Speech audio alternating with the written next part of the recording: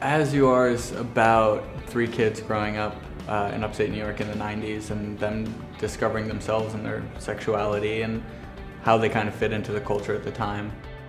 It's kind of an attempt to put together these different experiences and these different relationships through the context of this police investigation and what each person brought to the relationship and took away from it. The inspiration for that relationship was, first of all, like a way for me to deal with a lot of the ways that I was feeling at that age. More than not knowing whether I was gay or straight or bisexual, not knowing why that really mattered at that point, you know, just feeling like, I love this person.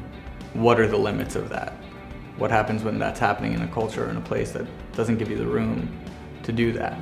In a lot of coming of age films, which I hope that my movie isn't a coming of age movie to some degree, but when you're dealing with that age, I think that a lot of films, everything is a little bit rosier, you know, and like problems are the problems of kids and like they'll get over it and like everyone goes through this. And for me, I always found that like a little bit offensive in a way to kids, because kids when you're 16, I mean, that feeling is like the first time you're feeling this, or this is like the realest thing you've ever felt or the scariest thing you've ever felt. I remember I was writing this scene, I was like, yeah, and then that thing like shattered and it was crazy, and I remember the glass flying everywhere.